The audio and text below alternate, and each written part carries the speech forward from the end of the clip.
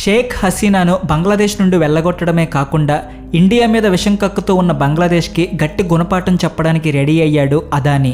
మనోడు ఏకంగా $500 మిలియన్ బిల్లును బంగ్లాదేశ్ ప్రభుత్వం చేతుల్లో పెట్టాడు. మాస్ మర్డర్ కేసులో నేరస్తురాలుగా షేక్ హసీనా మీద బంగ్లాదేశ్లో కేసు నమోదైంది.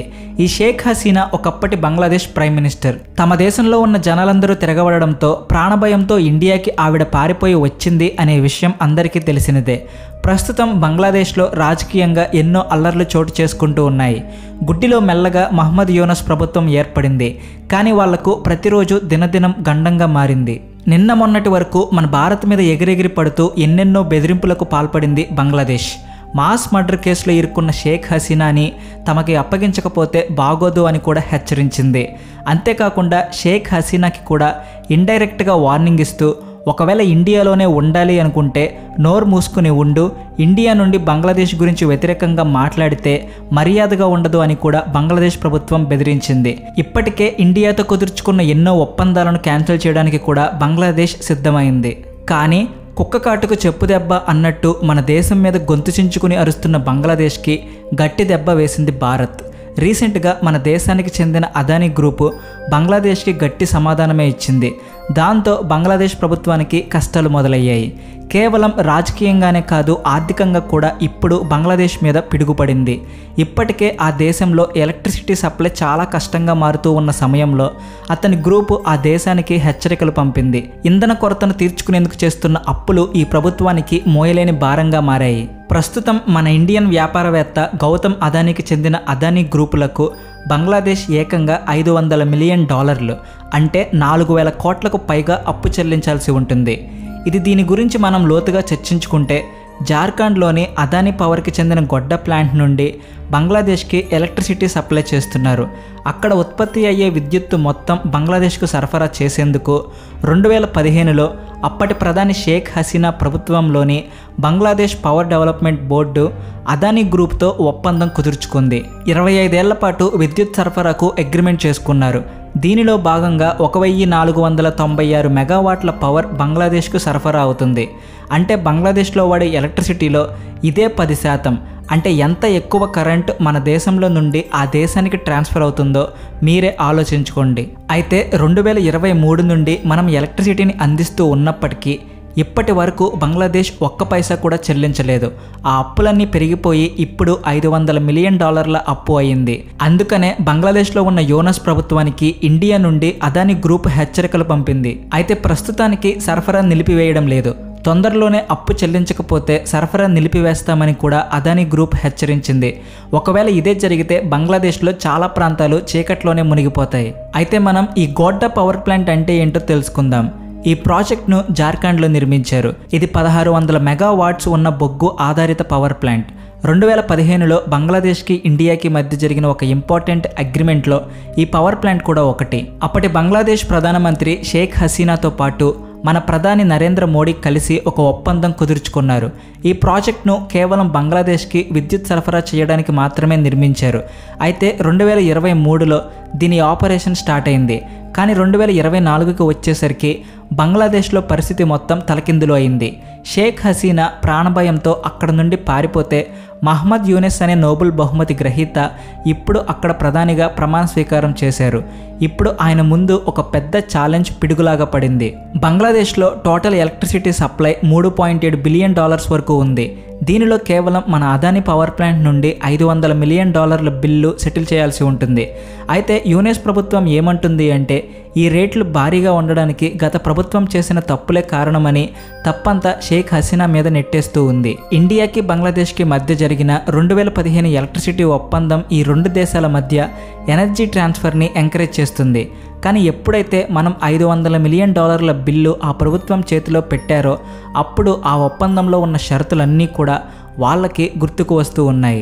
బొగ్గు నుండి వచ్చే ఎలక్ట్రిసిటీని ఇండియా నుండి ఇంపోర్ట్ చేసుకోవడం బంగ్లాదేశ్కి ఏమాత్రం కరెక్ట్ కాదు అని అక్కడ ఉండే నిపుణులు చెబుతున్నారు. అదానీ పవర్ ప్లాంట్ మాత్రం ఇప్పటికిప్పుడు విద్యుత్ సప్లైని ఆపడం లేదు అని చెప్పింది. దాంతోపాటుగా ప్రస్తుత పరిస్థితుల్లో సప్లై కొనసాగించడం కూడా చాలా కష్టమని కూడా తేల్చి చెప్పింది. సింపుల్గా చెప్పాలంటే బంగ్లాదేశ్ $500 మిలియన్ బిల్లు కట్టకపోతే ఇక మీదట అదానీ విద్యుత్ సరఫరా చేయడం కూడా చాలా కష్టమవుతుంది. అంటే ఒక రకంగా మన అదానీ బంగ్లాదేశ్ని ఇండైరెక్ట్గా బెదిరించాడు. మన భారతదేశం కూడా పవర్ ఎక్స్పోర్టర్స్ పాలసీలో కొన్ని మార్పులు చేసింది. ఈ పవర్ ఎక్స్పోర్టర్స్ మార్కెట్లో కూడా తమ ఎలక్ట్రిసిటీని అమ్ముకోవడానికి పర్మిషన్ లభించింది. దాంతో బంగ్లాదేశ్ మీద ప్రెషర్ పెట్టడానికి అదానీ గ్రూప్కి మంచి అవకాశం దొరికింది. ఒకవేళ సమయానికి బంగ్లాదేశ్ ఇవ్వాల్సిన డబ్బులు ఇవ్వకపోతే అక్కడకు సరఫరా చేసే ఎలక్ట్రిసిటీని ఇండియాలోనే అమ్ముకుని డబ్బులు సంపాదించుకునే అవకాశం అదానీకి లభించింది.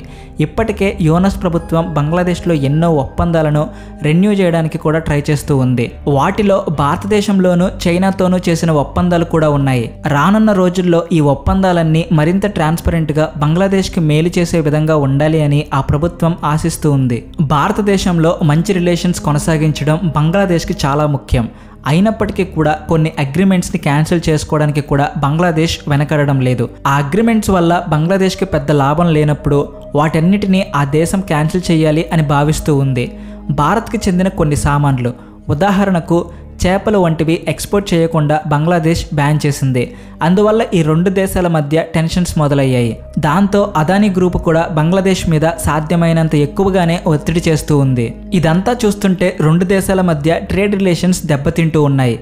జార్ఖండ్లో ఉన్న గోడ్డా పవర్ ప్లాంట్ మనకి ఎంతో ముఖ్యమైనది. బయట దేశాలకు పవర్ సప్లై చేసే అతి కొన్ని పవర్ ప్లాంట్స్లో ఇది కూడా ఒకటి. దీనివల్ల మనకు ఎంతో లాభం కూడా కలుగుతూ ఉంది. కానీ ప్రస్తుతం చూస్తూ ఉంటే బంగ్లాదేశ్కి మనం విద్యుత్ సరఫరా చేయలేము అని అనిపిస్తుంది.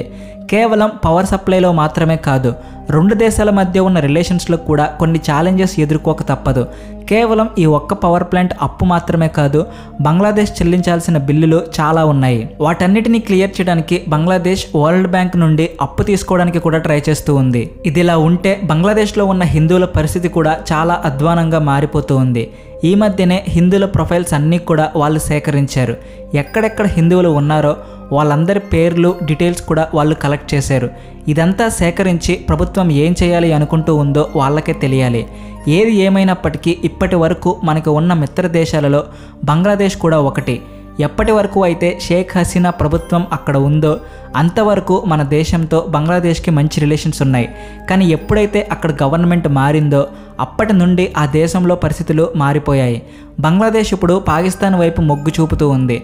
దాంతో మన దేశంతో బంగ్లాదేశ్కి రిలేషన్స్ తగ్గిపోతున్నాయి. ఒక పాకిస్తాన్నే మనం తట్టుకోలేకపోతున్నాము అంటే పక్కలో బల్లెంలాగా మరొక పాకిస్తాన్ ఇప్పుడు తయారై కూర్చుంది. అయితే మన భారతదేశం కూడా దేనికైనా రెడీ అన్నట్టు ఎలాంటి పరిస్థితికైనా సరే సిద్ధంగా ఉంది.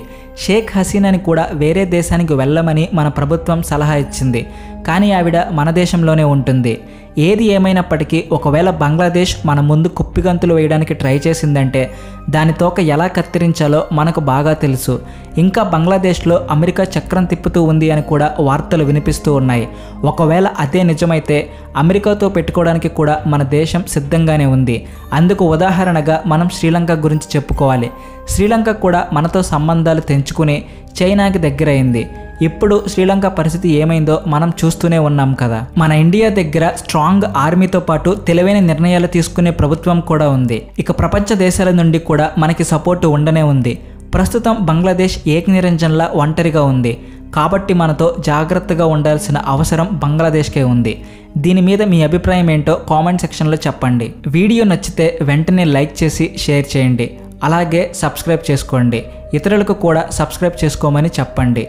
Thanks for watching.